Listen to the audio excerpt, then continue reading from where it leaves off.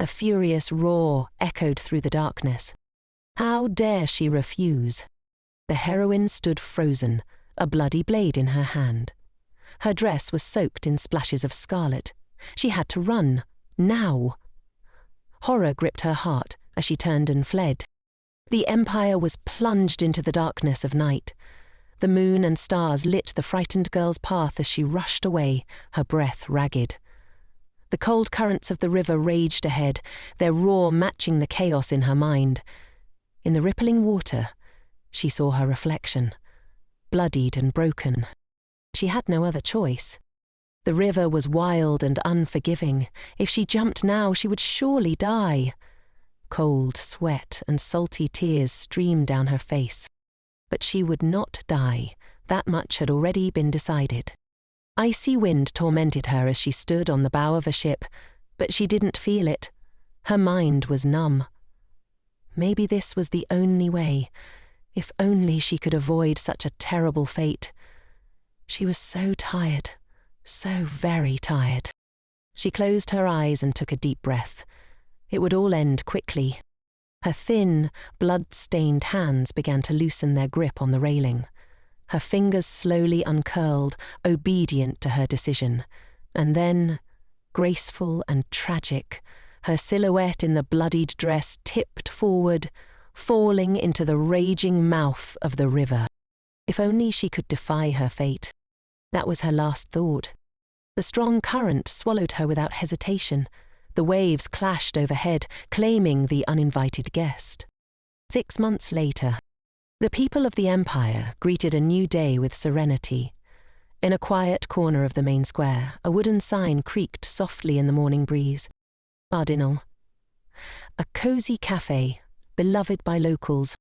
I wish I could meet the main character already. When will she finally appear? Someone muttered. Her name is Lina. She's the servant of Duke Claven. But once she was Laura, a 27-year-old woman from South Korea. 6 months ago, she was transported into a novel called The Blind Beast's Flower. Her employer now, the protagonist, Elon Claven, the Empire's most formidable swordmaster, undefeated, favoured by the heavens, known for his piercing red eyes. The Eyes of Odor. He had many titles. Now, they called him the Blind Beast. He had been poisoned during a battle and lost the will to live. The antidote? A rare flower that bloomed for only 10 days, right in his own garden. In the original story, the heroine Karina finds the flower, cures him, and he falls in love. Elon proposes, and they live happily ever after. Lorina's mission is simple. Ensure the story unfolds as written, without interfering. Only then, perhaps, can she return to her world. But there's a problem. She only read the beginning and the ending of the novel. Her role? A secondary, faceless character. In one scene, Karina once asked Elon to stop because there were servants nearby, and the Duke told his #1 maid to leave. Without a name, without mention again. That was her. Simple, right? But where is Karina? The flower bloomed a week ago. Lina has done everything right, so why hasn't the heroine appeared? Her return home depends on the story's conclusion. She can't stay here forever. Soon. Elon will return from his meeting with the Emperor. And, as his only servant, Lina knows she's in for a severe scolding. After all, she had left her blind master behind. The beast had no other helpers. She couldn't just stay here, doing nothing. She needed to go inside Cardinal and find out what she could, no matter how little. A cheerful greeting rang out as she entered the cafe. Welcome. Anything the young lady wants. Lina nodded politely, scanning the room. She was looking for someone. Silver hair, emerald eyes. With such striking features, the person she sought wouldn't go unnoticed. Beauty was always a signature trait of main characters in these novels. But no, nothing. Just the usual crowd. The young man at the counter saw only a beautiful woman with violet eyes. A bald customer cast a displeased glance her way. Do they all really look the same? One of them muttered. Then a finger pointed toward the wall. That lady over there, she looks just like the girl on the poster. Elsia Uther. Golden hair, violet eyes. Wanted. Do not harm. Capture and report to the Temple of Huna. Reward, 99,999 gold. Just another day in Nolla. Only 3 days left before the flower withered. This ridiculous world of romantic novels. How was it so hard to find the main character? Let that golden-haired girl slow down, someone shouted suddenly. 11. A heavy hand slammed down onto Lorina's wrist. What was this ignorant orc doing? She's the one from the poster, someone said eagerly. There's a huge reward for her. Idiots.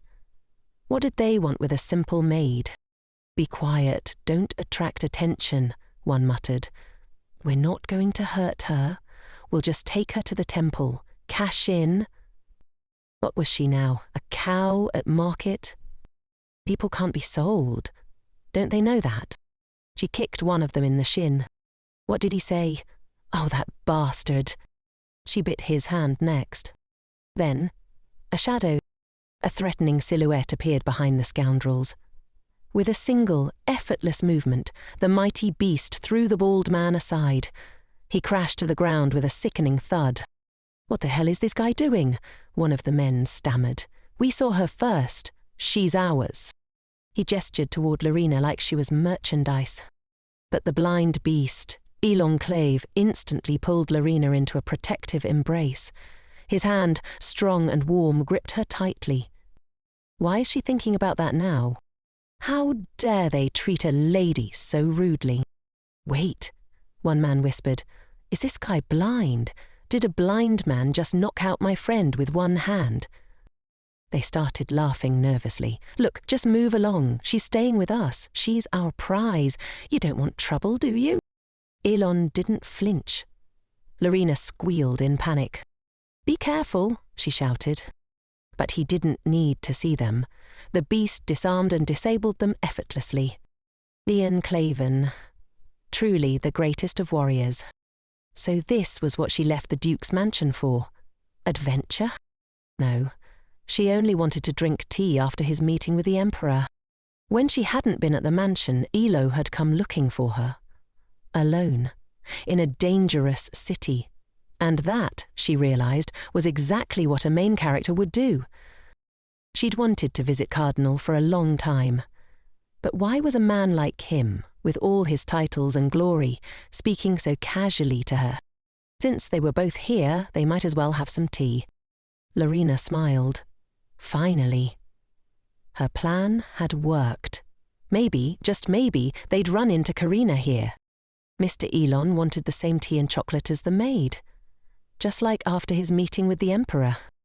Even though she saw him every day, Lorina couldn't help but admire his beauty. Here he was, the protagonist, in the flesh. His Majesty had summoned the beast for a personal conversation. The Duke rarely left home. This was the first time Lorina had seen him in a formal tailcoat, and how it suited him. The Emperor believed it was time for Leland to marry, for the continuation of the Claven line. Why does he care so much? And who had been chosen as the bride? Elon didn't know. Apparently His Majesty would decide. How romantic. What nonsense. Lorina smacked the table. Why was she reacting like this? It wasn't her they were marrying off. What about true feelings? A connection deeper than blood, stronger than death? Where was the sweeping romance of all those short stories? And Bridget here? Why are you shouting? Elin asked, puzzled. Among nobility, marriage is political, he said. It's not unusual. But Elon will have to spend his whole life with her. Shouldn't he marry someone he loves? Like Karina, she added quickly. Yes, the main character must fall in love with the main heroine. Elon blinked. What kind of beast hasn't read fairy tales? Lorina flushed. Of course I believe that. Marriage without love is just sad. She had to return to her world. Let her think rationally. Who needs a blind husband anyway? He's just a burden. What did you say? Elon asked sharply. Lorena was about to slap him. No, he's beautiful. He'll find love. Or maybe he won't find anyone. Just a maid. Elon, sensing her discomfort, softened. The Duke is grateful to you, he said, but I can feel eyes watching us. Of course, they were sitting in full view. People were staring, probably because he was so striking, or maybe because of her. Red hair, blue eyes, dark skin. She stood out, a walking contradiction. She looked like a walking South Korean flag. What's Korea? Elon asked. Oh no. Her appearance was rare here. May I touch it? He asked quietly. Touch? Your face. You said you were unusual. I want to understand. Lorena froze. He was her employer. She couldn't refuse, but this felt far too personal. Still, he was blind. His other senses were more acute. Fine. Let the young man touch her. Elon carefully removed his glove and murmured an apology for the sudden request. Lorena took his hand gently, guiding it toward her cheek. His palm was cold, but strangely magnetic. Strong fingers traced the contours of her face, lingering at her chin. Then the beast's hand slowly withdrew. Lorena sighed, her heart heavy. Had he seen through her? But Elon smiled, radiant. You really do have an unusual appearance. Come on, seriously? This guy is so sweet, it's unfair. If only she were a different character. No. Stop. She was here for a reason. The cafe was full of people. She could hear them. Cardinal was in the centre of the square, with round tables like the ones at the Duke's mansion. Thin curtains hung in the windows, though they were grimy and hadn't been washed in ages. Sunlight filtered through the clouds, bathing the place in soft warmth. The view was beautiful, the atmosphere peaceful. Lorena had lied today, but if Elon didn't like this place, he might never come again. And this was supposed to be where he met Karina. Karina, the orphan girl from a remote village. She was adopted by a noble relative and brought to the capital for her debut. Before that, she had wandered into this cafe, and she had been attacked by bandits. That was when Ilan left his mansion for the first time, and saved her. After that, they became good friends. The main character visited the young man in his mansion, found a healing flower in his garden, and restored his sight. But by this time, Elon should have already met Karina and regained his vision. There were only 2 days left, so where was this frivolous girl? A person's life was at stake here. By the way, the Duke had long wanted to ask the maid about her unusual name. The young master knew that the maid had recently lost her memory, so he was curious too, but explaining what her name meant would only drag the story on longer. It seemed like the girl was finally coming to her senses. Thank God the young miss is alive, said an elderly couple, anxiously. She was covered in blood, and they had feared the worst. What kind of place is this? One asked. Apparently a lady from a noble family. How does she feel? She seems fine, said another. Can we use their mobile phone? The elderly woman's face froze in confusion at the girl's words. Maybe she had ended up in some remote village on the outskirts. This was Laura's first memory after her rebirth. If she reached the ending, she might be able to return home. The first thing she did was look for a job, and the only offer she could get was as a servant to Duke Claven. Without documents, it was the only acceptable work. All the other maids had fled from the blind beast, despite the good pay. So, would this lady stay or run? What's her name? Someone asked. Well, let's say Lorena, someone answered. A typical name for a romantic novel. When Lorena arrived at the mansion, it was immediately clear that the beast lived in hopeless despondency. A great hero could track his target using only unique instincts. Blindness shouldn't have been a problem, But Elon had given up his title as the greatest knight and all his honours after being poisoned. The strongest and most beautiful warrior had lost the will to live. Lorena looked around nervously and swallowed hard. She brought the master his clothes. The poisoned beast had become a true horror to the people. They didn't understand his pain and despair, so they feared him. But Elon Clavane didn't want to be understood. He didn't want anything. He simply plunged into eternal darkness. All the servants fled at night as if he were a monster. The maids threw their uniforms on the floor by the door, afraid to enter his room. Everyone, except Lorena. She knew the beautiful soul walled up inside those blocks of oppression and pain. The new maid entered her master's private chambers with ease. Lorena never tried to escape. The beast did not frighten her, and she returned to him every day. The maid tidied his bedroom, took care of his daily routine and meals. The soup was still hot. He needed to wait a little longer. Today, the young master had chicken broth. It would do him good. She gently urged him to open his mouth. Lorena truly had warm feelings for the main character. She secretly admired and cared for him. At first, the hunted beast had trouble trusting his only servant, but the maid returned day after day, witnessing his pain and suffering. Most importantly, Lorena never gave up, despite the beast's unwillingness to live. "Well, what does the handsome warrior say? How do you like the fresh chicken broth?" she asked softly. "The soup is really tasty," Elon said. Step by step, Elon Clavane began to emerge from his despair and depression. The main character received a cane for the blind and began practicing to walk. After 2 years bedridden, Ilan finally began to walk again.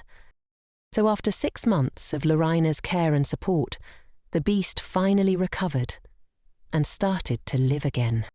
"The gentleman must be very tired today," Lorena said, preparing to bring him dinner. The main character sighed heavily and threw his head back. He knew he shouldn't indulge in fantasies. It was foolish to expect the girl to see a man in him. He was weak and feeble. Today was such a friendly day. The sun shone even through the curtains. The maid wanted to ask something.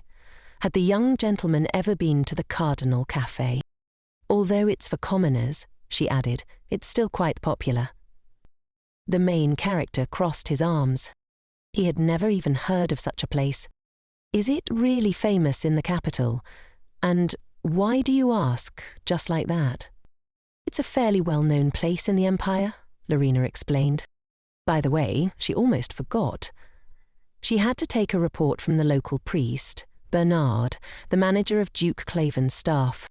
"This Cardinal Cafe is usually where couples meet," she said. Bernard didn't need to know how his lordship knew about the place. Well, how could one ignore the curiosity of others? Bernard was interested and free enough to whine. "Let Bernard get to work," Lorena said, pulling out the report. "Well, let's start with this month's reports. How interesting. Lovers meet at this cafe?" Why did she start talking about this place? What if Lorena wanted to go there with Elon? But why would she need him in such a romantic place? And how could the main character even think that Lorena had any feelings for him? What an idiot. The blind beast sighed heavily. He was just a burden to everyone. How could anyone love him at all? Fool that he was, he dared to hope his life might have meaning again. That light might appear in it. But no. This girl would never love him. Today, the main character had been able to touch her. It was so exciting and so necessary. When his fingers brushed Lorena's skin, he felt she was close, that everything was okay. Elon painfully squeezed his fingers, letting go of the ghost of hope. She lived a full life, and he only built illusions. She didn't see a man in the beast. Which was not surprising. After all, he was weak and blind. No one could ever truly love a hunted animal. He could only count on pity. The maid quietly knocked on the door of Elon's bedroom. It's time for the master to have dinner. Let Lorena come in. What's on the menu today? Ilan wondered. Let the main character guess for himself, she said with a smile. Well, judging by the smell, sausages and spices. That's right, Lorena said. Today Sir Elon has sausages on the grill. Let the handsome young man eat carefully, she said softly. The sausages are very hot. The maid blew gently on the food so as not to cause discomfort to her master. Today, she still couldn't find that damn Karina. She was forced to write her a letter asking for a meeting. But for some reason, her insistent letter remained unanswered. Maybe they'd just kidnapped her and brought her here. Sorry, though she was quite rude and persistent in the letter. This apparently frightened the main character. Something was bothering Lorena. She sighed heavily for the 10th time. How could the young man help her? The maid was sorry for making the master worry unintentionally. Oh, it's nothing, she said, just personal troubles. But just look at her. Instead of working, she was daydreaming and flying in the clouds. Employee of the year indeed. By the way, why was Elon himself in a bad mood? It had started after the visit to the cafe. What's the matter? Elon asked, noticing Lorena's distracted mood. The girl really did want to go to the cafe. Yes, she talked about it, but it was clear she didn't like it there very much. She kept getting distracted. Yes, a fine young man, straight as an arrow, she said. But this is my first time in the capital. I haven't even had a chance to walk around and look properly. So that's it? Aileen nodded. How do you like the capital compared to your native village? It's a new era of civilization, Lorena said, eyes wide. There's even sidewalks. Everything is paved with tiles. Where exactly do you come from? Ilan asked. Lorena smiled. There are so many beautiful people here. When I look around, it feels like everyone has stepped right out of a painting. Then maybe we can take a little walk, Ilan suggested. And aren't you tired today? Not at all, she replied. Outside, a silver moon lit up the Duchy's mansion. It was big and bright tonight. On the left, beautiful yellow flowers, the size of Elon's palm, were blooming. They only blossomed under moonlight. Mother Alona loved these flowers very much. Indeed, tonight the moon was brighter than ever. And where is that treasured healing flower that's supposed to restore your sight? Lorena asked. That's where the inky beauty hides, Elen said with relief. Luckily, the flower hasn't started to fade yet. It just needs to hold on a couple more days while Karina is still somewhere. Lorena liked the silence and simply enjoyed the blooming flowers. There were so many of them. It was simply fabulous. Elon was glad the maid found joy in such simple things because of him, she never got to go anywhere else. Enough of this nonsense, Lorena said. I'm ready to serve the beautiful young man faithfully, truly, until the end. She might have beaten him for those words if Ilin hadn't been away at the estate. She had snuck off for a walk herself, but Ilin didn't listen to her at all. She was just curious, that's all, still a girl. But that didn't mean she didn't like working for Elon. In fact, she had it pretty good, according to Bernard later. The young man smiled. Apparently, there were still places Lorena wanted to visit. Let me choose, he said. Lorena will go wherever I want. But you can't see anything, she reminded him. Then it's better for you to choose, he smiled. Well, if that's the case, Lorena said. We need to walk in Trail Park. The views there are very picturesque. That's great, Elon agreed. In that case, we'll go tomorrow. Lorena was very grateful for his efficiency. They would have a great time. The park belonged to the Count, who adopted Karina. There, they would finally be able to meet. Suddenly, Elon froze. What was the matter? Why did he stop? If the Duke has other plans tomorrow, Lorena began. It's no big deal, Elon said quickly. We can reschedule our walk. That's not the point at all, Ali admitted. He'd just realized he had absolutely no experience walking with ladies. What a turn of events. For such a wonderful young man with such a beautiful soul and heart. Well, there must be a lot of people in the popular spots of the capital, right? Yes, Elon said. In that case, the blind beast can't lose face or disgrace his duty. They should practice before going out in public, Lorena suggested. Maybe I can help. Elon gallantly extended his hand to her. Her heart beat faster. What was this feeling? They weren't here for long. Lorena was from another world, and this wonderful young man was destined for another girl. Elon didn't want to draw attention to them, so their walk had to look natural. That makes sense, Lorena said carefully, placing her hand into his palm. The greatest warrior straightened his back and walked forward proudly, guiding his companion. Step by step, the girls struggled to keep up with Elon. This was what they meant when they said the strongest swordmaster was far from high society. When they walked side by side, their steps should match. But Lorena was like a chicken chasing a long-legged heron. If the walk is supposed to be natural, Lorena said, you really have to try. She asked Elon to slow down. They needed to get their rhythm right. As soon as her hand rested on Elon's forearm, he froze, wondering what she was doing. This will make walking much more comfortable, Lorena explained. Since you're taller than me, this way our steps will be even. Noticing Elon's awkward pause and bewilderment, she quickly withdrew her hand. Apparently he was uncomfortable, but Elon immediately caught her hand and placed it back. No, Lorena, you're right. It really is much more comfortable this way. A warm smile appeared on his face.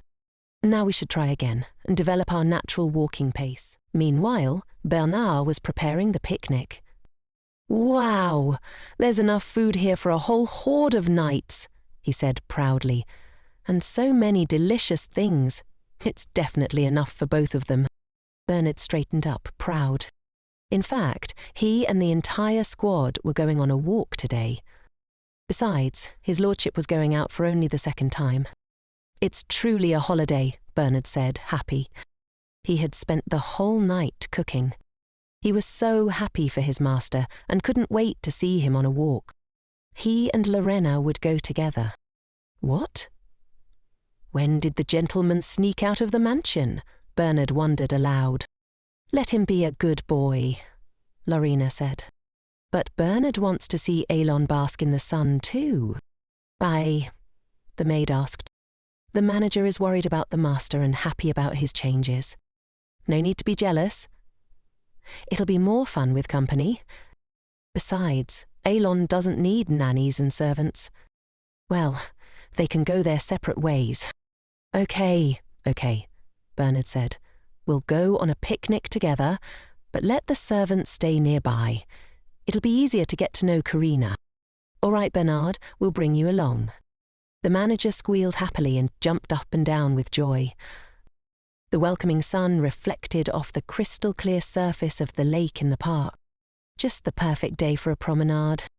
Bernard looked at Elon like a proud mother and waved his hand. Then they went. It was so hot outside, despite it only being spring. Many people had gone out for a walk. The sun was really hot. Lorena fanned the gentleman, but he waved her off. No need, he said. Oof, today is really an amazing day, Lorena thought. Maybe the plot will finally move forward. Of course, she was very worried about Karina's absence and the discrepancies with the storyline. But everything should work out. She was doing everything right. She wasn't interfering. Suddenly, a wasp flew right over Elon's head. What the hell is that striped insect of such size? Lorena gasped. She wouldn't let it attack the main character. One bite from this flying giant could cause unconsciousness. Grabbing her fan, Lorena prepared to protect Elon. What's that buzzing noise? Apparently a fly is nearby. Oh no, she thought. Elon provoked the monster. It will sting. No, stay away from the handsome young man. Lorena swung her fan and hit the wasp right in front of Ellen's face. The defeated monster flew onto a neighbouring blanket where two ladies sat, frightened. "What kind of abomination is this?" Elon said, shocked as his hair fell back from the wave of Lorina's hand. The girl was so scared, she didn't want to worry a lion at all. She was just trying to scare the monster away. Suddenly, Lorina tripped and fell right on top of Ilan. She definitely felt like she was in a romantic novel. Back in her real world, she would have fallen in the mud, or worse. "Oh, the handsome young man is too close," she exclaimed, blushing. She quickly apologized. Ilan was unharmed. Lorina had been chasing the wasp away and accidentally tripped. She was safe and nothing was hurt. In fact, she fell on Elon. Everything was okay with her. The maid's cheeks flushed bright red. What was this warm feeling spreading through her body? She needed to get ready immediately. This guy was definitely not for her. Lorina jumped up. "Let that impudent wasp fly back here. I'll defeat her." They needed to change the subject immediately. It was too embarrassing. Perhaps the main character should enslave the hearts of girls with just one look, Bernard mused. He had worked for a long time on the sandwiches. "If you hold it like this, you won't get dirty," he said, carefully. A few hours later, at the Harrington estate, where the main character was supposed to live, the maid named Lorina wanted to speak with Miss Karina. Would they let her see Karina? Since Lorina had no documents, she arrived late. Their picnic had dragged on longer than expected. Lorina planned to go to the dress shop. Elon might go with her, but then everyone would think they were a couple. It was Lorina who wanted to see Miss Karina. "That's right," she said. "I owe her a lot. The mistress will be glad to see Lorina." A blatant lie, but it was impossible now since Lady Karina was not at the mansion. "How is that? Then where is she?" Lorina asked. A man in a tailcoat cleared his throat. "The maid should know," he said. "The main character is currently at the Imperial Palace, so she can't find time for a personal meeting." Meanwhile, Karina admired the view from the Imperial Palace. The scenery was breathtaking, but the lady herself was even more beautiful. She turned around, blushing with embarrassment. For His Highness, such compliments were routine, weren't they? After all, Karina was the adopted daughter of the Earl of Harrington, the Countess Harrington.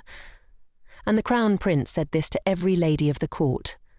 It had always been that way. "Karina, don't look at me like that," the Crown Prince said softly. "It hurts me." The future ruler gently kissed her hand, throwing out compliments as casually as breathing. Crown Prince Xavier Oda Constance never imagined he would say such things from the bottom of his heart. For some reason, Karina didn't quite believe the future ruler's words. But what was stopping her from changing that? Perhaps if Miss Karina called the Crown Prince by his first name, it would be enough to win his trust. Lady Harrington cannot call the heir to the throne by his first name, Karina thought. Is this a refusal to obey a royal command? The future emperor gently squeezed her chin. "Come on, Karina. It's that simple. Xavier is such an easy name to say, and from your lips, it sounds beautiful." With one swift motion, the Crown Prince pulled her closer and kissed her in the rays of the setting sun. Karina's emerald eyes sparkled with a new feeling awakening inside her. Let sweet Karina remember that when we are alone, she should address me by my name. "As you wish," she whispered. Their conversation was suddenly interrupted by the Crown Prince's assistant, who hurriedly approached. "What is it?" Xavier asked. The young man nervously leaned in and whispered into his ear. Xavier's face immediately changed. "The Crown Prince has an urgent matter to attend to and must leave. Miss Karina, we will meet again tomorrow at the same place." Xavier kissed Karina's forehead. "Goodbye. From now on, Lady Harrington must stop calling me His Highness, or I will have to punish her." After the Crown Prince left the balcony, Karina covered her face in embarrassment. It was her first kiss. Her cheeks flushed pink. How exciting and pleasant it all was. This must be what true love feels like. Karina felt it deep in her heart. The name of her other half was Xavier. Everything was lost when Lady Karina was adopted. The Countess had been so happy, and now even more so. Very soon young Karina would marry a member of the imperial family. She was stunned. What about Laura and Elon? Everything around Karina seemed shrouded in impenetrable darkness. Everything was lost. She was doomed. How could this stupid heroine suddenly fall in love with the heir to the throne? It was disgusting. But how was this possible? Their heroine had broken the rules of the plot. The ending would be different. Poor Elon would never see the light. Would never be cured without love. How could Karina even look him in the face now, knowing he could not be saved? Finally, the maid deigned to return. "Ooh, remember the sun, here comes a ray," Bernard said. "Why hasn't the young gentleman gone to bed yet? It's high time for him to rest." Lorena was also doing well. She promised she wouldn't be gone so long, but she had gotten lost on the way back. "Why didn't you take a carriage then?" "You need to save money," Lorena replied. "Be careful." The girl was going to put Elon to bed now. The maid led the main character to his bed and carefully sat him down. He still needed something. Maybe she could read to him again? Was Elon having trouble sleeping again? Should she bring the same book? Outside, a large number of soldiers had gathered in the populated wasteland. The enemy army matched theirs. Pooh's infantry consisted of 11,000 foot soldiers and 5,000 cavalry, and there were 6,000 artillery soldiers and 800 guns. Well, and bedtime stories? How can you even fall asleep to this?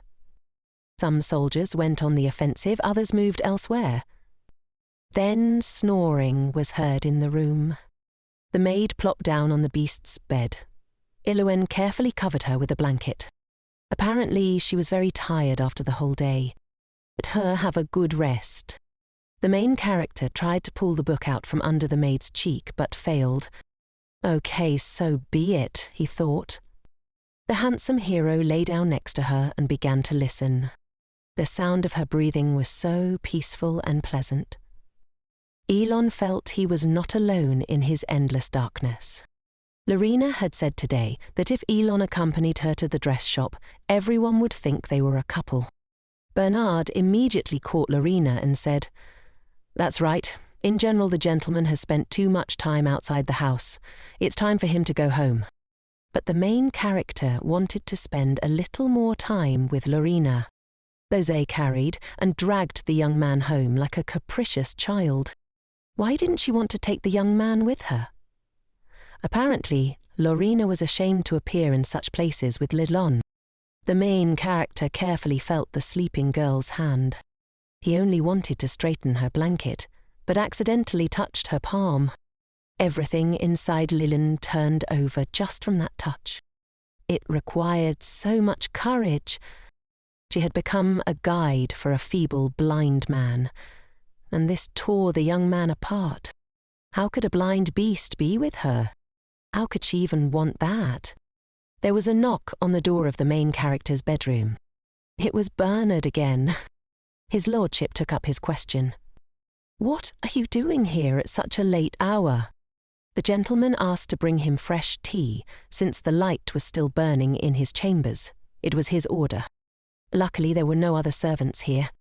The master would get into trouble if word got out that a maid was sleeping in his bedroom, and his lordship knew this very well. Why doesn't the gentleman simply make Lorena his favourite? Bernard scoffed. She is just a servant, without family or surname. For noble lords, she is just a slave. The manager immediately shut his mouth and never dared say such a thing again. Whatever Bernard was to Elon, he wouldn't forgive him for this. Bernard nodded, understanding the mistake, and promised it wouldn't happen again. Now the manager asked for forgiveness and prepared to return to work. How could you even allow such a thought, to make Lorena your lover? She is not a thing, the protagonist thought, placing his hand gently on the girl's fingers. If only she shared his feelings, then he would find a way to resolve this issue in a noble way. The blind beast was near, guarding the sleep of the sleeping heroine. He would never hurt her. Meanwhile, in the imperial palace, the crown prince was awake in his private chambers like a nocturnal predator. Today's report had clearly unsettled him. "So, these are the same people?" he asked sharply. "Yes, Your Highness," his assistant replied. The elderly couple who found Lina were kneeling before the heir to the throne. It's a great honor for commoners to appear before the son of the empire. The crown prince waved his glass of wine dismissively. "Let them rise. I have one important question for these witnesses. They will answer everything I need to know." Xavier was counting on the couple since they were familiar with the girl. "That's right," the assistant confirmed. "They saw this poor lady about 6 months ago, unconscious and covered in blood on the riverbank. They let her stay for the night, but she didn't want to linger and left for Kruger Castle. They haven't seen her since. If commoners dared to lie, the guards would cut off their heads." "They wouldn't dare lie to me," Xavier said coldly. "That's enough for today," he commanded, raising his hand. "These commoners have already helped. Let the guards escort them out quietly." "As Your Highness pleases," the assistant nodded. Xavier's eyes flashed with determination. Alicia had survived that fateful night, and this time she wouldn't escape him. He would find her. Soon. Oda was the name of the first ruler of Constant, a divine title passed down through generations since the state's founding. According to legend, the first emperor died and ascended to become one of the gods. He prophesied that in every generation a child would be born in his likeness. Children with black hair and red eyes became known as the descendants of God Odor. Their bodies exceeded human limits. Masters of the sword, resistant to disease and poison, aging almost imperceptibly. No one imagined the terrible fate awaiting the greatest descendant of Odor Elon. Elon, the strongest warrior, led his squad into battle, but it was a trap. A special poison was sprayed into the air, unavoidable and deadly. His faithful horse collapsed instantly, struck by a dangerous toxin. Then, Elon felt as if acid was burning his eyes. The pain was unbearable. Loyal soldiers rushed to his side, but no one could help. On that horrific day, the protagonist lost his sight and the gifts granted by the first emperor. Every treatment was tried, healers, shamans, priests, but nothing worked. No one in the empire could cure the heir to the throne. Broken and weak, Elon decided to end his life. But the beast could not kill itself. Bernard tied his hands every night to prevent self-harm. Feeling sorry for Bernard, who had travelled the world searching for a cure, Elon stopped trying to die, but didn't want to live either. Rumours spread that a wild beast howled every night in Duke Claven's mansion. The protagonist opened his eyes. Lorena had thrown her leg over him and snored contentedly in his bed. How long did Elon sleep like that? He wondered. He had only just lain down a minute ago, but was already haunted by nightmares. Lorena, still deeply asleep, stretched contentedly and began to open her eyes. She had slept well, but wait, where was she? She had spent the entire night in the protagonist's room. "Good morning," Elon muttered. "How did Elon sleep?" "Not very well. Lorena sleeps restlessly." It was worth waking her up, but when Elon tried, she just rolled over. I hope she doesn't snore too loudly, he thought. Lorena had fallen asleep in the bed of a young man who already had a lover, even if he didn't know about her yet. Suddenly the maid rushed in. "Master needs something," she said. "What's the expression on Lorena's face now?" Elon asked. "Sleepy and deflated," the maid answered. Her cheeks were flushed with worry. "Well, she's already embarrassed. She just wants to collapse." Lorena's cheeks were still chocolate brown, reflecting her dark skin. "If the gentleman needs anything, just call. Lorena needs to recover from the night," the maid added, and hurried out, closing the door behind her. Inside, Lorena was filled with anger and frustration. "Was a génial. What the hell am I doing? What a fool," she muttered, pounding on the door. Why hadn't she gone to her own bed? After 7 years, boys and girls should sleep in separate rooms. Even though she was exhausted, Lorena angrily hit her head against the wall. A trickle of blood ran down her forehead. We need to find Karina, she thought. Karina had already fallen in love with a minor character who, according to the plot, was supposed to end up with nothing. Originally, the protagonist didn't even notice the Crown Prince. What had changed? Maybe Karina could bring Ilon and the Crown Prince together, and then maybe both would fall in love. After all, they were the main characters and were meant to be together. But wait. Something was definitely wrong with that damn Crown Prince. He was the main villain, immoral, cruel, and a freak. She should have read the book properly. Now, she still had to confront this secret villain. First, we need to deal with Ilon. Today is his day off. Lorena found herself in the Harrington reception area. Of course, she lied again about going shopping. The main goal was to bring the main characters together. It's okay, she thought. She had carried trays when she lived in the village, even if it wasn't proper etiquette. Karina would take care of the arriving guest herself. The servants shouldn't worry unnecessarily. And here came the main character. Lorena had been waiting a long time for this meeting. Miss Harrington must have been surprised by her sudden visit, and curious.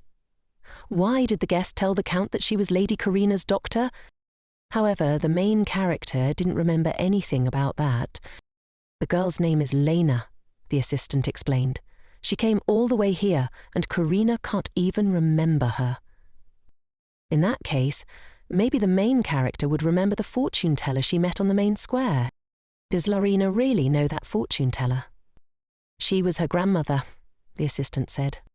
What's she talking about?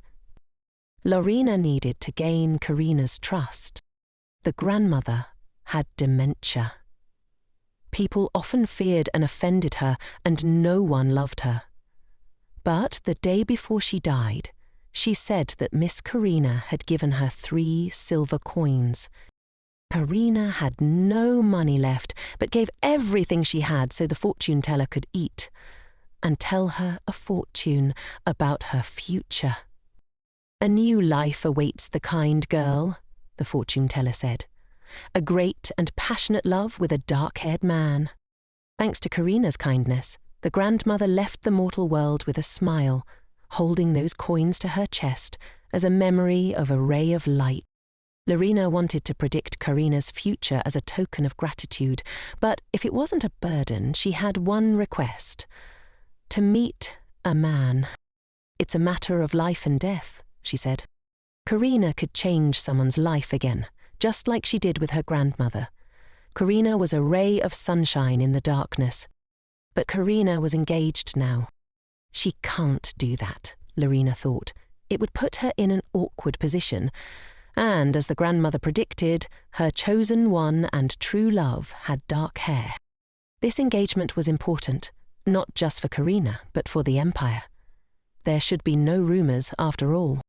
Karina would become a member of the imperial family.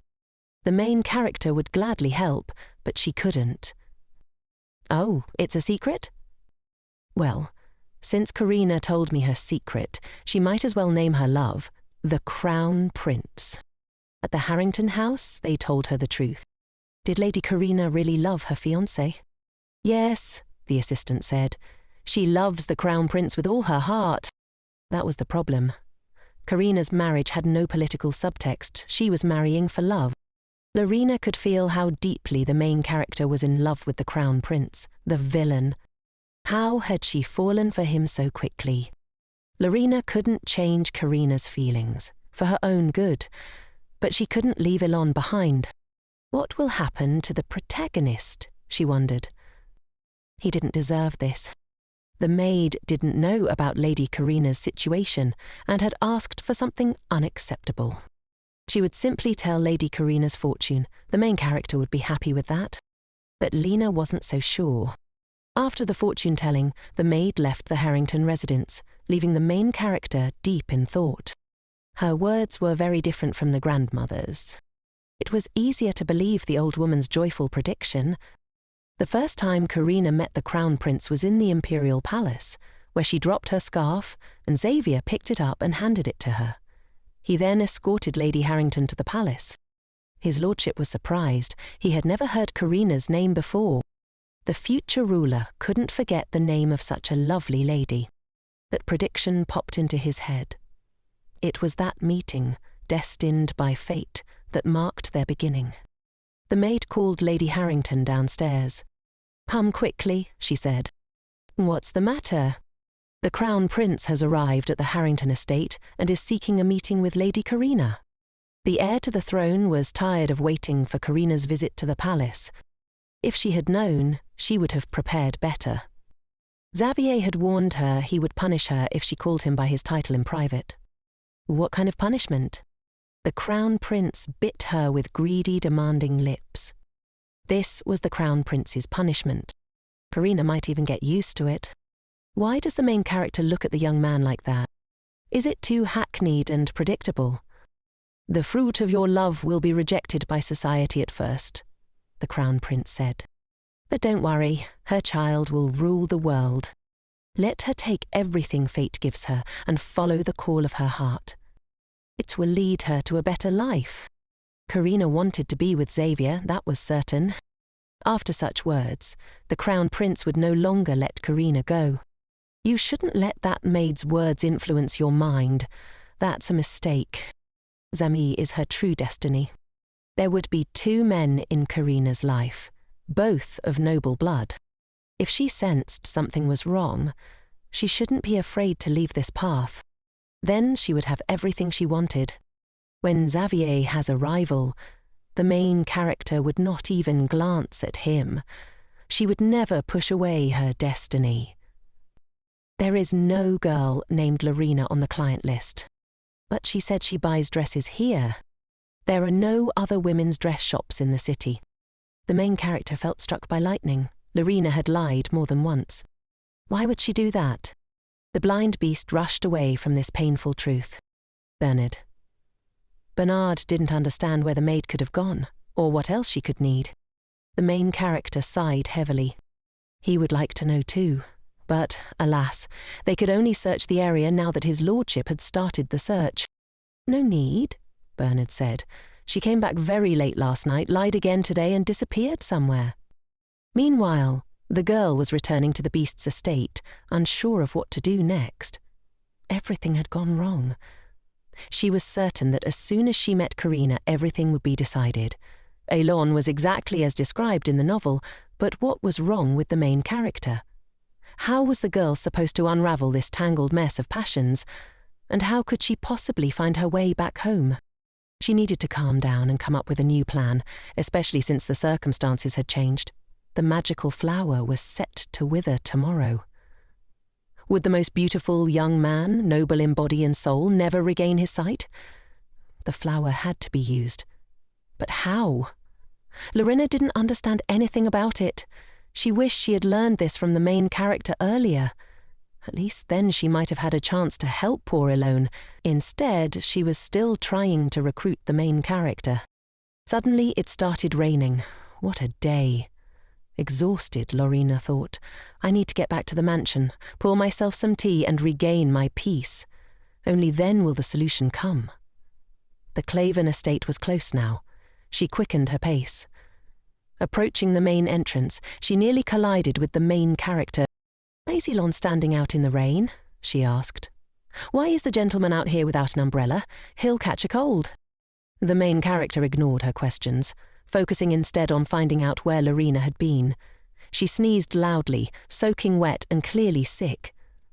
The main character sighed heavily, realizing the questions for today would have to wait.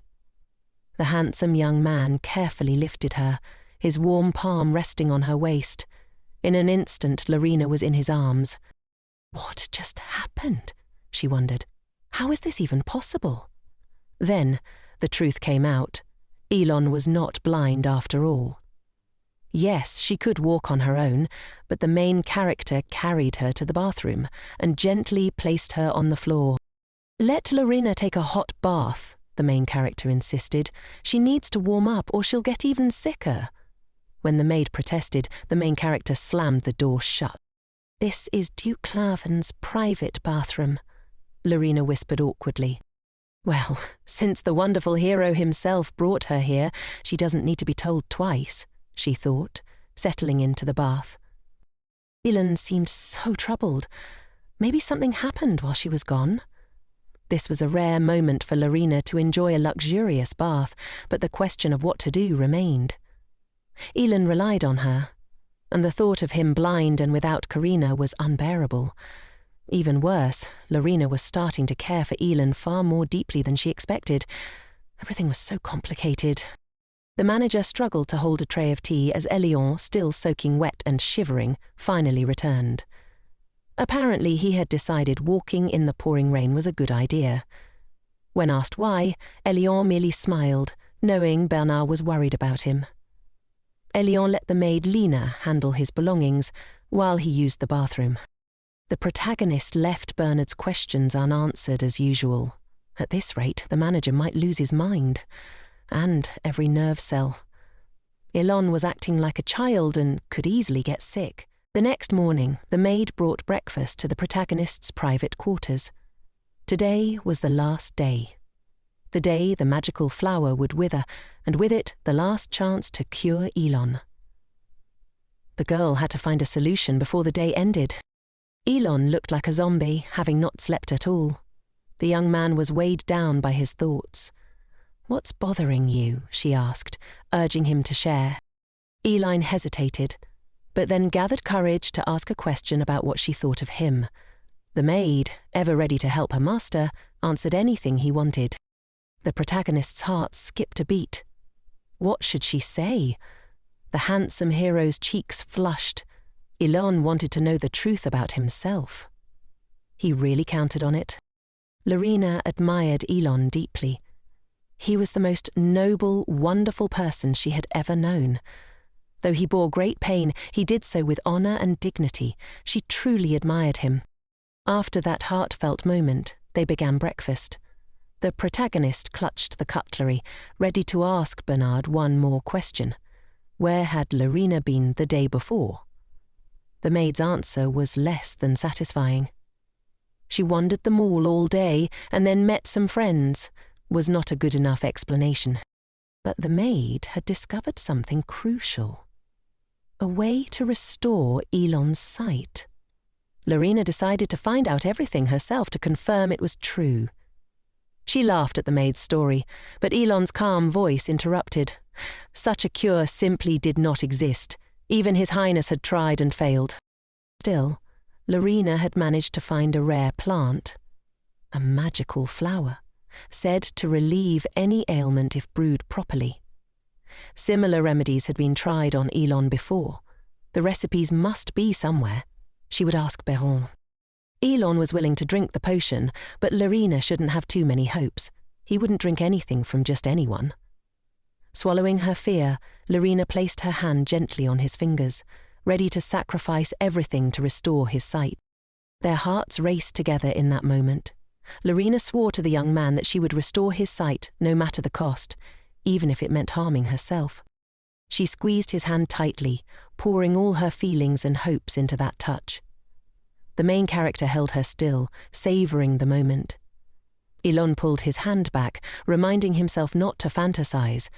The decoction might not work.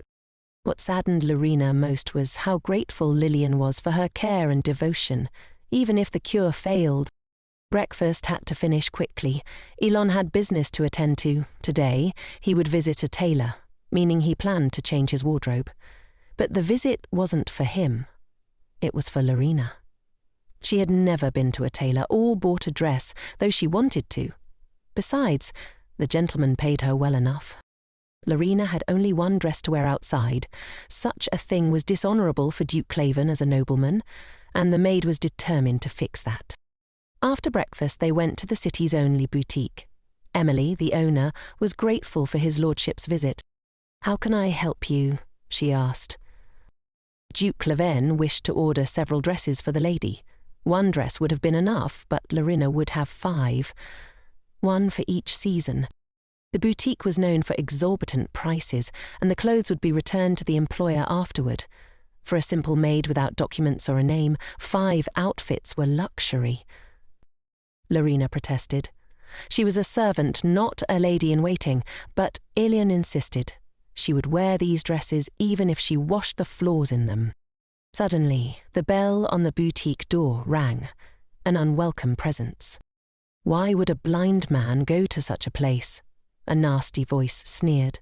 This was the Crown Prince Xavier, heir to the throne, infamous for his rotten character. Even the Empress was said to be more ruler than he. Xavier's stench seemed to fill the room. He had no idea Elon had plans beyond this mansion, despite his blindness. The minor character bared his teeth in envy. He had always envied Elon. "What's going on there? Where's that noise coming from?" someone whispered. Emily said she'd check while the girls waited. The boutique owner returned and bowed. "Apologies, I was busy with a customer." Xavier sneered at Elon. "So, a blind animal can still pick clothes. Why does Elon need this? It'd be better if the wounded beast stayed in his estate and didn't waste strength." Elon, ignoring the insult, pushed the brat away with a slight motion. "Worry about your own worthlessness," Elon said coldly. "You only got your job because I was poisoned."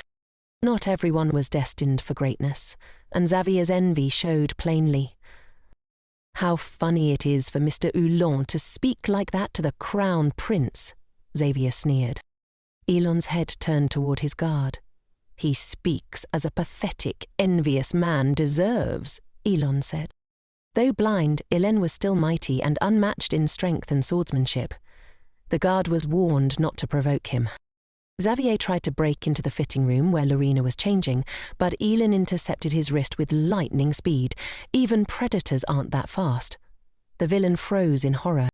Elon's fortitude, not his eyes, made him better. Xavier could never understand that. Plundered gathered. The Crown Prince had started a fight with a blind man. How cowardly. Xavier quickly retreated. "Let them all pick clothes for his chosen one," he spat, fleeing after the humiliated master. Elon chose the finest outfits without even touching the fabric. The Crown Prince's visit to the boutique was unlikely any time soon. After several grueling hours, Duke Claven's carriage was filled with new dresses. The silence inside was heavy. Suddenly, a knock at the door. The presence of that spawn, Xavier, made Lorina ready to tear him apart, even if it meant prison. Bernard agreed Xavier was a degenerate, unworthy even of mentioning Elon's name. No one cared about that brat at the estate. Lorina and Bernard swore to deal with him. She would knock him out, and Bernard would run him over with the carriage. Enough talk. What were Lorina and Bernard discussing? Recipes for decoctions. Lorina had found a way to cure Elon. Elon heard the words "rip open the belly" and thought they were insulting his intelligence. But insulting members of the imperial family was serious. Still, Bernard and Lorina were loyal subjects to the greatest warrior in the empire. If only Lorina were dressed properly, she would have given that coward a beating and emerged victorious, trophy in hand. Xavier's rotten tongue. Just then, cold rain began to fall again. Bernard brought Elon his umbrella, while Lorina waited in the carriage, still wet from yesterday's downpour. Why is the weather so bad? The heavy expression on the main character's face was unmistakable. "What's wrong, my lord?" Lorina asked. "Nothing to worry about," Elon said softly. He had twisted his ankle on the wet floor and was leaning on the maid. He didn't want to embarrass her. Lorina thought, let this moment last forever. A salty tear rolled down Ilan's cheek, but he quickly wiped it away. Tears fell onto his hands as he realized he needed to get home. The carriage roof was leaking, and Elon told Miss Lina he would go to bed early, leaving her free. "Damn Crown Prince," Lorina muttered. "Where did this rotten bastard come from? Such a man will rule the empire, who hates the country and its people. It's a death sentence for the empire." The nonsense had to be stopped. How dare this little rat insult the main character? Suddenly, Lina remembered. The flower. Today was the last day. She almost forgot the most important thing. She rushed to pick the flower before it was too late. Karina was lucky. The flower usually withered as soon as it rained, but in Elon's garden it had survived much longer, as if waiting for her. But now the rain continued and things weren't going according to plan. Was she too late? Elon was in so much pain and hardship, Lina was ready to give everything just to make him happy. She fell to her knees before the plant. No! The flower began to wither, its magical glow fading. What have I done? Tears streamed down her cheeks. She blamed herself, but took a deep breath and plucked the flower from the ground. She would not give up, not on Elon. Lina swore to the main character she would help him at any cost. Bursting into the kitchen, she started banging pots and pans. There was no time. The medicinal decoction had to be made quickly, before the flower fully wilted. No one was left to help. The cook had gone home. Only one fire burned, in the Duke's private chambers. Lina rushed in, apologizing to the master later. She needed the fire to brew the potion and was willing to face any consequences, even madness. She placed a vessel on the fire, threw in the flower petals and hoped it would work. She had no idea if she was doing it right. She should have prepared better. Lina closed herself off, crying quietly. She couldn't let Elon down. He didn't deserve this. The main character approached. Lina didn't want to explain, but confessed she needed to make the decoction to help Elon. She was scared and felt she might have ruined everything. But the main character comforted her. There was no need to blame herself, yet. Elon shouldn't risk drinking something uncertain. Lina didn't even know how to prepare it properly. It was an order from her employer. Lina had tried so hard for Elon. This was the least she could do. Offer him her brew. Tears froze in her violet eyes, as she wished nothing more than for Lillian's happiness. Her hands trembled, barely able to hold the vessel. The brew looked terrible and likely tasted worse.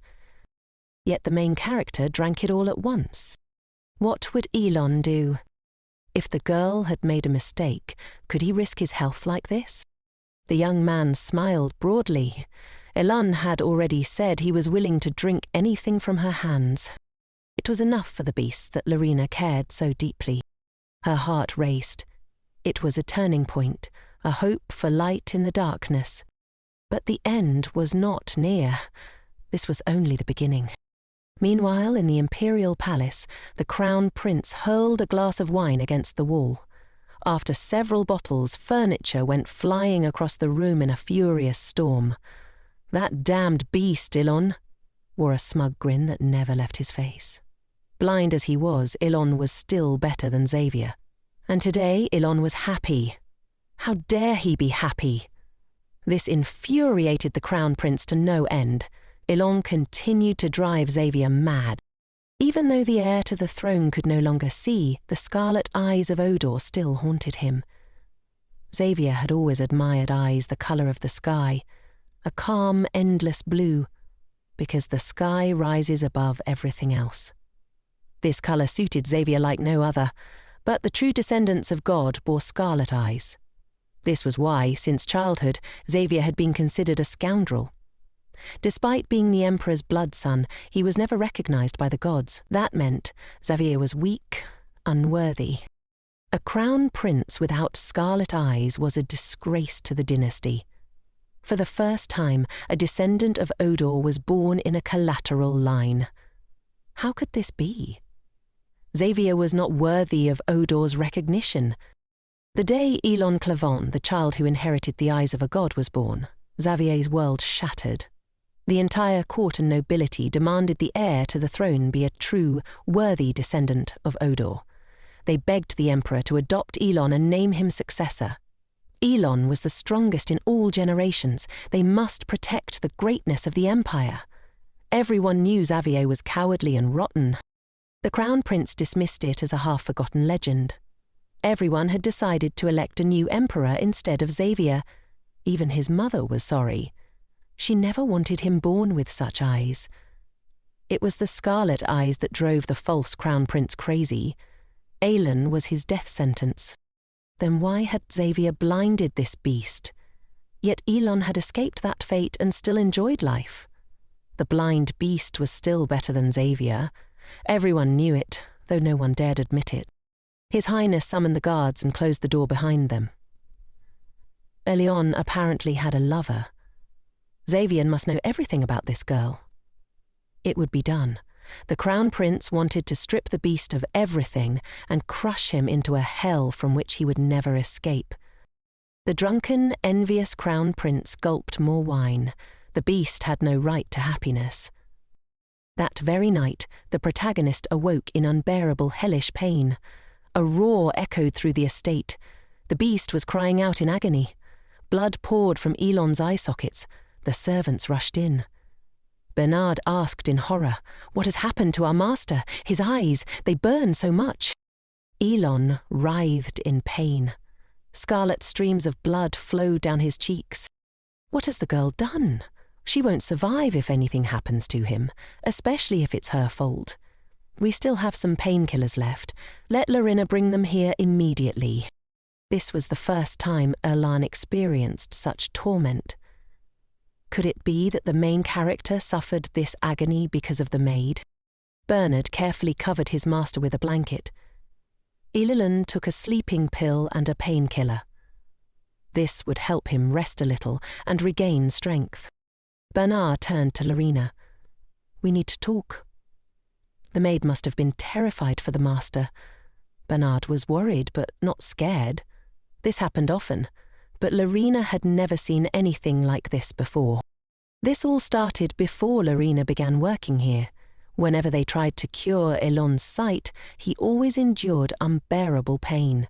Hence the nickname, the Howling Beast. They had tried everything to restore his vision, but every attempt was met with furious screams of agony. Elon had even tried to scratch out his own eyes.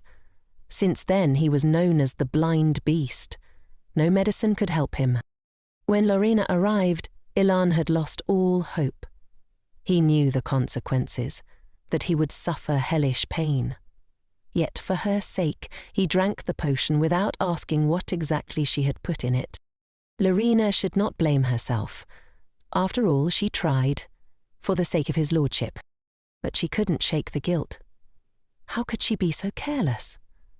She had given the master a concoction she barely understood, something untested and nameless. Bernard grew suspicious of Lina despite her obvious care. Was it just a pretense to gain trust and harm Lilan? The truth would be decided when Lilin regained consciousness. The master would decide Lina's fate. Lina was ready. For now, Bernard would watch over Leon, and the maid must wait. How can you be so stupid and useless? Bernard thought bitterly. Lina had caused Elon such pain. The master had been poisoned many times before, but this was something else entirely. Tormented, Lina wandered until habit led her to Elon's chambers. Since she was already here, she might as well ask for forgiveness. Bernard stopped her. Elon wasn't sleeping. Better not disturb him now. Lina understood, but it hurt to see Lilin suffer so. She never imagined he'd endure such pain. Still, she believed Elon would see again, if only she could cure him, take away his pain and make his life bright. If the potion worked, the Duke might even make her mistress of the estate. But that wasn't her goal. She only wanted to help. The next morning, a scream rang out across the Earl of Harrington's estate. "Miss Karina is fine. What happened?" the maid nervously asked. The Crown Prince, Xavier, had been busy all day. He hadn't sent Karina any notes. Karina looked unwell. The main character fell to his knees, emerald eyes frozen in horror. How could Xavier do this to Karina, his true love?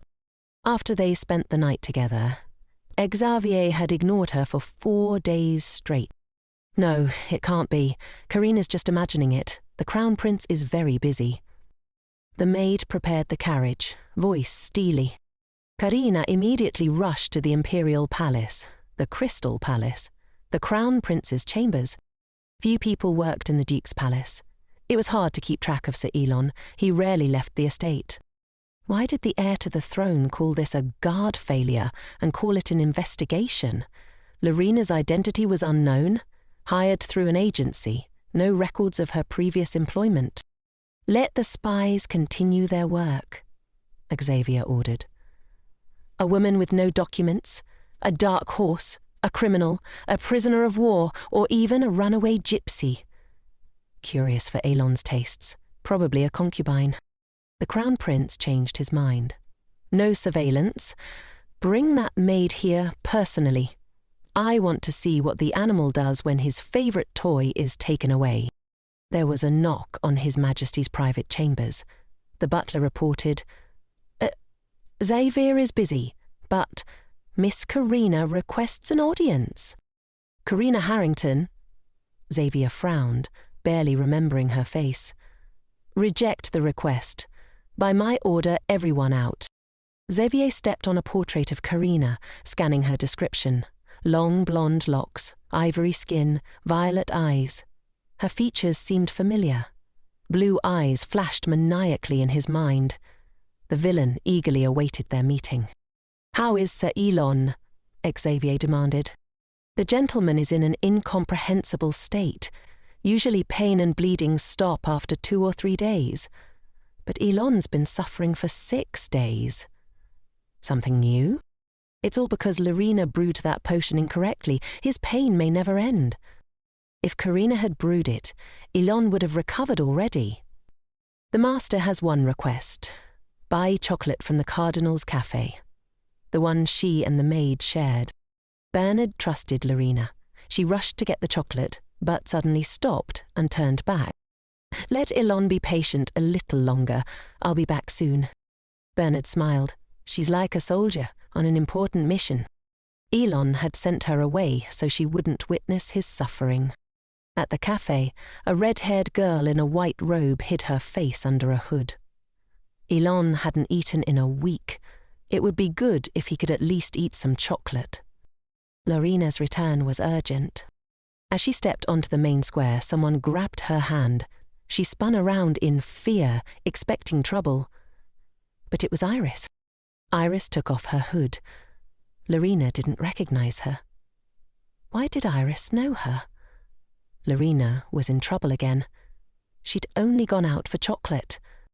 Iris's bitter tears fell as she held Lorina's hand, promising to help restore her memory.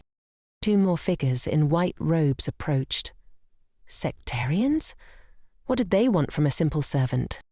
This was the sanctuary of the main temple in the capital, where priests were trained to hear the voice of God. Among them was Alicia Uther, known as the true diamond of the noble Uther family. Alicia entered the temple at age 3 and led 100 believers. Her beauty and saintly reputation were unmatched. Lorina wasn't Alicia.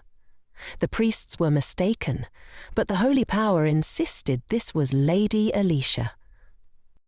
Lorina shivered. Was that static electricity? Or just stress? Alicia certainly didn't remember anything. Iris squeezed her hand again. "I'll help you regain your memory." Elon grew tired of waiting for chocolate. That was enough impressions for one day. Lorina had to return to Elon. She had obligations here. Fate had determined it. Suddenly, a middle-aged woman with violet eyes appeared, resembling Lorina. Tears came to her eyes. She hugged Lorina, believing she had found her lost daughter. The woman prayed for this reunion. Alicia was alive and safe, despite her lost memory. Lorina wanted to know if the temple servants could prove she was Alicia. This was crucial to her future. The setting sun's rays broke through the window of Elon's bedroom. The blind beast let out a dull roar of pain. This time the agony was unlike any before, worse than ever. Bernard entered. The pain has lessened, but he's very thirsty. He's never suffered so much before. Ilan sighed deeply. Where is Lorena? Bernard bit his lip. She's deliberately staying longer. It's hard to hear the beast screams all day. I'll send 3 people to the cafe. If she's not there, they'll search nearby. And Elon lay in his soft bed, a refuge from the outside world, writhing in pain, drowning in darkness and loneliness. He missed Lorena's care, but also wanted to protect her from seeing his suffering. In the past, the greatest warrior would have seen concern as pity and insult. Elon didn't understand then how care was a sign of love. He could never have imagined needing someone's care so badly. If only Lorena would come back soon. Elon was waiting for her with all his heart. Meanwhile, the girl wandered through the vast temple, accompanied by her new acquaintances. Figures from her character's forgotten past. The temple was enormous and majestic, with thick bindweed creeping over everything. Where had these women brought her? What kind of place was this? There was absolutely nothing in her fragmented memories about it. Alicia decided to follow Iris. She needed proof to believe their words. The red-haired temple attendant held up a mirror and asked Alicia to remove her clothes for a moment. What? What kind of request is this? We've only known each other for less than a day, Alicia protested. Iris, at least invite me to dinner first. Iris sighed impatiently but began to pull off her own robe. They need to see your back, she said. Let them explain first. Enough with the empty chatter. The motherly woman held the mirror up to Alicia's shoulder blade, revealing a mark. What is that? A tattoo? Iris exhaled heavily. It's not a tattoo. She took off her own robe and exposed her shoulder. Alicia examined the back of her new acquaintance closely. The mark was the same. A special scar. A priest's mark. A sign of recognition by God. This mark appeared in that area like a birthmark when a priest chosen by God underwent their initiation ceremony. Laura had no idea this plotline even existed. She had taken over this character's body a year ago, but only now was she learning about its original owner. After all, she'd been too busy helping the main character to dig deeper. Lady Alicia had managed to remember at least something. Apparently, she really was the Alicia everyone talked about. But this could only mean one thing. The real Alicia had died. So Laura took over her body. And besides, Laura definitely did not hear the voice of God. She was not the great Alicia. Iris was also a priestess, which meant she could hear the divine voice. Otherwise, she wouldn't have been admitted to the Hoodoo temple. If Laura was Alicia, then she should be able to hear the divine voice too, but she couldn't. Why had she lost her memory? How did she end up on the riverbank? An elderly couple had found her and nursed her back to health. This couldn't be Alicia. She had been found on the banks of the Liron River. What about their faces? Laura wondered. Lady Alicia had been on her way to Groves for the weekend when her crew and escort were attacked. The attackers were brutal, killing every single member on the spot. How were they killed? Laura asked. It looked like a deliberate assassination attempt, militant style. Iris explained. Laura definitely found herself in a romantic novel, but she didn't remember any of this. She wasn't much of a reader anyway. The lake was a week's carriage ride from here, and the road was dangerous. Judging by the dates, Laura took over Alicia's body around the time the real Alicia disappeared. Maybe she wasn't Alicia at all, but she had seen the mark herself. After contemplating the sacred sign, how could she deny it? "You shout like that?" Iris asked softly. "You've learned enough for today. It's time for you to return to the estate." Of course, Laura wanted to know more, but she didn't want to worry Elon. The motherly woman sighed heavily, looking at Laura with concern. "Where has your little girl been all this time? We searched for Alicia all over the Empire and never found her. In the end, everyone decided she drowned in the mountain river. She was just a maid at the estate of the Duke of Claven." Iris added. By the way, she was making a good living. Today she went out on his behalf, so it's time for her to return. How can Alicia not understand that her real home is here? The woman whispered. It's her destiny and duty. No matter how many times they said it, Lyra knew she would never abandon the main character. No matter the cost, it was clear to them both. The mother squeezed Lyra's shoulders tightly. She cannot return to the mansion of Duke Claven. Meanwhile, deep into the night in the Empire, the question remained, where was this irresponsible girl? The manager was busy preparing the evening service in the kitchen. Inside, his poor master Elle was writhing in unbearable pain that refused to subside. Though the agony gave Elle brief moments of rest and sleep, no matter how strong his lordship was, if this pain continued, Elle feared he might lose his mind. Bernard, the manager, had seen many hardships, but even he was deeply scared and pained for his master. Then suddenly the roar of the wounded beast, the signal of another attack, stopped. The manager hurried to his master, but no matter how much Bernard searched the city, he could not find Lorena. When would she finally return? After all, the maid had been supposed to visit the cafe on the main square. So where had she gone? Bernard looked guiltily at his young master. He had nothing to offer to please him, and Lorena was still nowhere to be seen. Suddenly, Bernard heard a voice. Ilan's voice. The shouts had stopped. The protagonist lifted his head, and his scarlet eyes, those glowing eyes of Oda, shone brightly once again. His vision had returned. The greatest warrior of the Empire, the descendant of a god, was back. Elon could see once more, and it was clear. Lorena had saved him. Bernard collapsed to the floor, stunned and overjoyed. "My lord can see again," he whispered, barely believing it. Elon rose from his bed, unsteady but determined. He knew he shouldn't act like a hero just yet. He had been ill for so long, confined to his bed by unbearable torment, clearly weakened and in need of time to recover. Bernard promised to help him, and Elon was deeply grateful for his loyalty. Bernard had never left his side. A tear slipped down Bernard's cheek. He was truly honoured to serve such a man, and genuinely happy for his recovery. Elon couldn't yet stand without his cane and would need time to adjust, but this was a moment of happiness. Bernard had always believed Elon's sight would return. After all, he was the brightest and most worthy of Odor's descendants. But speaking of this miraculous healing of vision, where was the saviour herself? Why hadn't Lorena returned to the estate? It was already night outside. The church had heard the news. Elon had returned. But hadn't the Archbishop gone to Grosser to investigate Alicia's disappearance?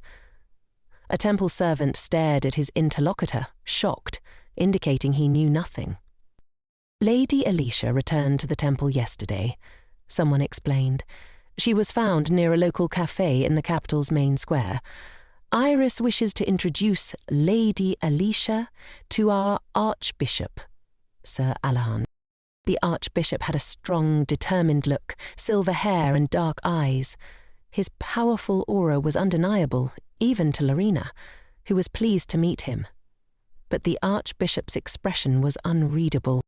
Why did Alejandra look at Alicia that way? What had she done? Maybe she had refused him or offended him somehow. "May the blessing of the 5 gods of Oda be upon the young miss," the Mother Alicia bowed politely, "and may their blessings be upon the Archbishop." Judging by Alicia's forgotten greeting, she had also forgotten how bad things truly were. Many memories were missing from her mind, even her own name. The Archbishop looked carefully at Alicia. What had happened to her hair? It appeared cut short. Lorena was confused. Iris quickly explained. All priests bleach the ends of their hair to symbolize their determination to become the voice of God.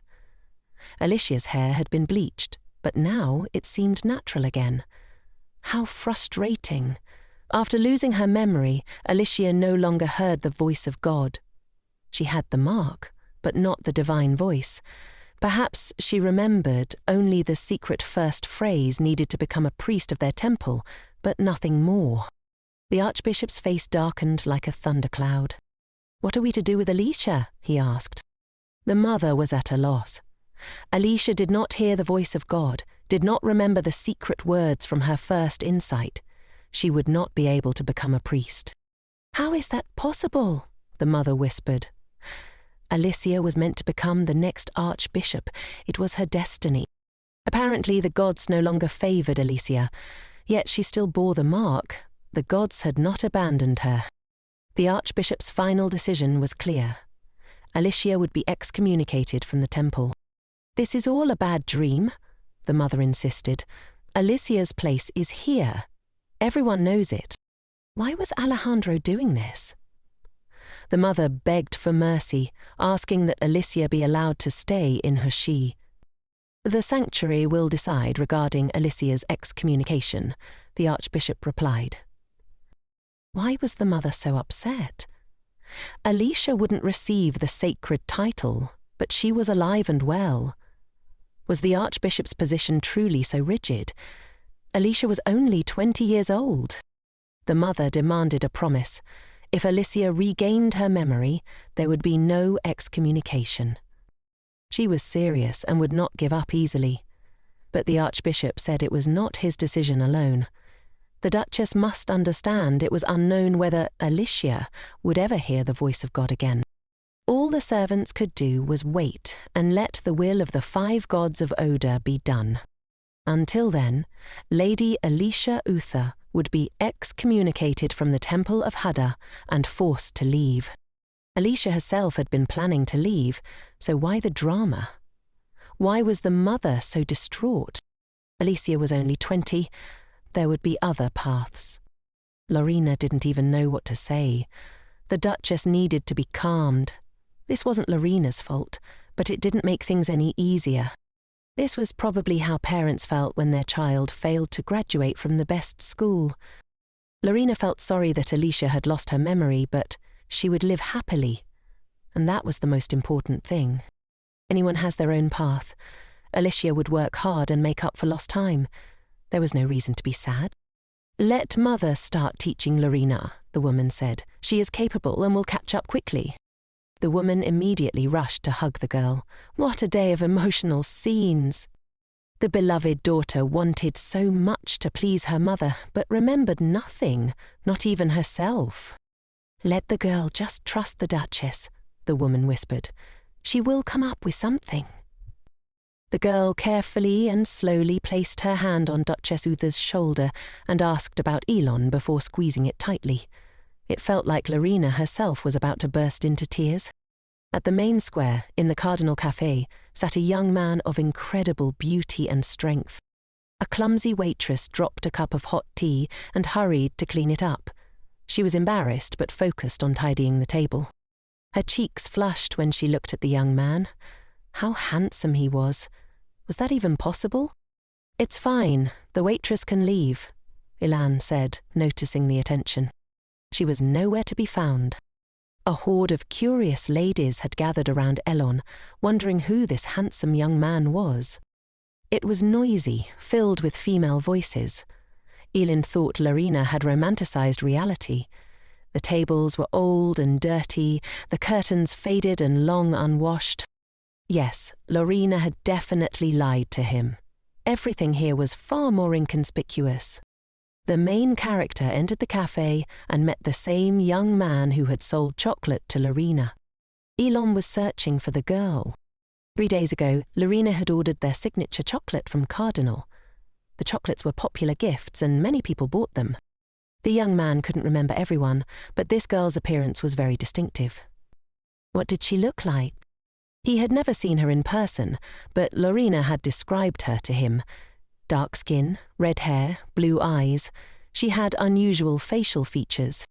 A girl with such a remarkable appearance should be unforgettable. Yet the young man drew a blank. "I'm sorry," he said. "I don't recall anyone like that."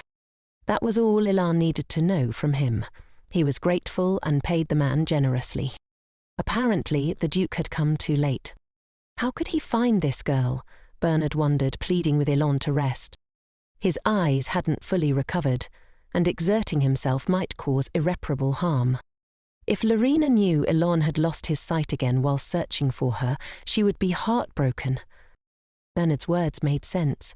Elle did not want to hurt her. But it had been so long since they last met. Where could she be? "Let Cedric send Duke Claven to the messenger," Elle ordered. "As you wish, my lord," Cedric replied, a knight loyal to the great Duke Claven. Cedric was exhausted after 2 days without sleep, but glad to serve such a pious man. He knocked on a door and was let in. They had come to the right place. They needed a group of mercenaries who specialized in tracking missing people. Cedric sent 2 young men inside to begin the search. The main character went downstairs. It was noisy and crowded inside. Men drank wine and told crude jokes. Elle was looking for someone. If she is in the capital, the fee for finding her is 100 gold coins. Additional locations will cost more. The price depends on how far we need to search. Elle threw a heavy bag containing 1,000 gold coins onto the bar. The man behind the counter was speechless. "This should cover all expenses," Elle said. "Who are you looking for such a large sum?" "Elle is looking for a girl named Lina. She's 27, with shoulder-length red hair and blue eyes. Just so you know, she is a runaway wife." "The guild doesn't force people who don't want to come back," the man said. "Lina isn't his wife, then this is easier. We'll manage." The protagonist left with Cedric. "My lord has one more task tonight," Cedric said attentively. "There aren't many people in the capital. Lina couldn't just vanish. Someone must have seen her." Suddenly, the sound of broken dishes and unbridled rage erupted from the Crown Prince's private chambers. "What did he just say?" someone muttered. "The future ruler is hearing nonsense," another said. "How could some girl disappear right under the Imperial Guard's noses? Is she a ninja or something?" Lina barely left the estate. Scouts had searched the servants' quarters. She was nowhere. It was as if she had evaporated into thin air. "Are they complete idiots?" someone hissed. Lina's things could be in Elon's chambers, but she wasn't there either. For some reason, Elon didn't share a bed with a servant. The maid only brought food, and they talked for a long time, but didn't spend the night together. Then why had Elon bought her so many outfits? They had nothing in common. If she was just a servant, not a concubine, what was the point? The beast grabbed Xavier's hand with obvious rage and possessiveness. Elon made it very clear. The Crown Prince should never touch his woman. Let those fools find this girl, even if it cost their lives. That was clear. The woman so desired by the beast would become the best prey for the heir to the throne. He needed her.